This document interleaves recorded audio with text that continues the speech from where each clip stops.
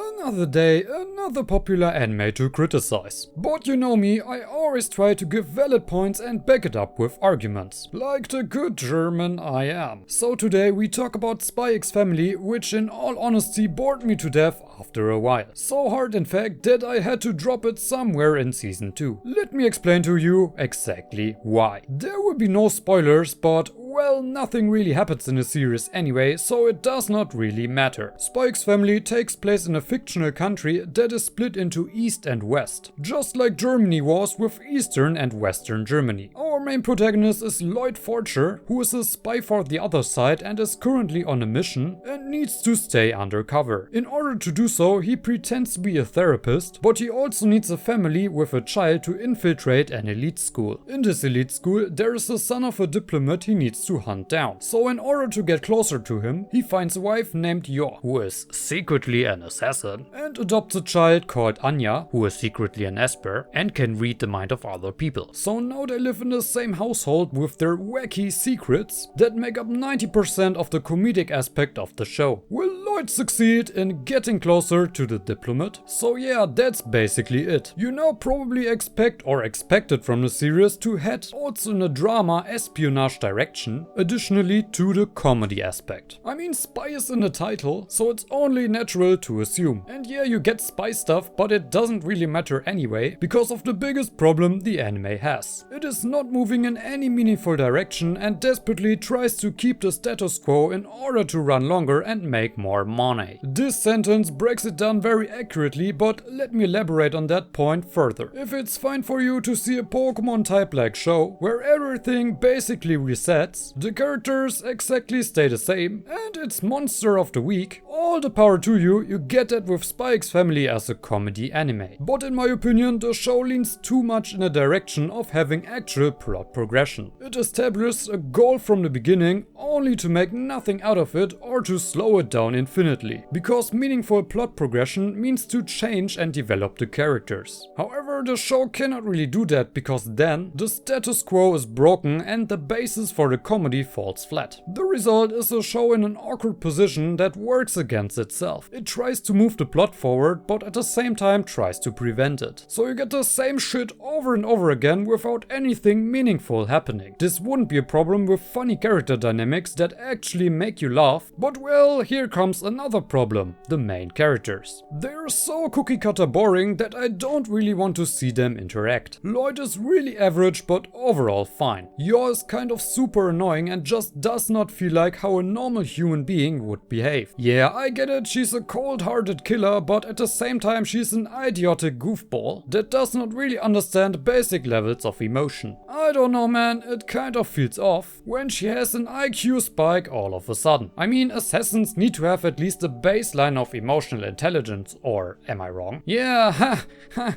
she's a killer but also dumb in real life. How funny. Not really, since this is the only thing the character has. Being goofy and a killer. Not more, not less. Have fun watching that for 20,000 episodes. Let's talk about Anya. Yeah, they really needed a cute child character to sell plushies and other shit. I feel like this is her only reason for existing. She is like the plague baby Yoda of anime. Look, she did something adorable. Now go ahead, post memes. Watch another 30,000 episodes of nothingness. You know what would be an even greater idea? Just add a cute dog and now you can double the figurine prices, since the dog is now with Anya. Genius. It's basically Spy X commercial the shit out of characters. Or say, do you enjoy the storyline of Anya going to elementary school to become friends with the son of the diplomat? Hell no, it's just there to push the character even more in your face. Family is not enough, so give her something to do, I guess. At least it makes sense and is tied to the plot that we learn does not progress. So yeah, great storyline to keep everything in a status quo and slow things down to have another 8 seasons. I have a great advice for you. If only there was a very similar show out there that is better on every level and sort of has a better interpretation of basically the same characters. Oh, wow, wait, there is a little anime called Kaguya-Sama Love is War. There is no reason to watch Spy X Family when this anime exists. Kaguya's Yor, Shirogan is Lloyd, Chika is Anya but not as a child, and Ishigami is the dog, I guess. I mean, the similarities are beyond obvious. It's like, yeah, let's make Kaguya but make them spies instead. But one show puts much more passion and effort to the table. Just like me, the critical German. So please give the video a like and subscribe. If you want to, you can also follow me on my anime list. Link is in the description. Okay, so Kaguya's animation is so fun and full of love, and the story actually progresses despite them also having a secret to hide. But instead of being spies, it's the love for each other. Yeah, like I said, it's on the nose with the similarities. In Kaguya they also developed the characters in meaningful ways and evolved the comedy cleverly to fit the new standpoint of the characters in life. Spy X Family just doesn't do that. It's a repetition of the same thing over and over again. But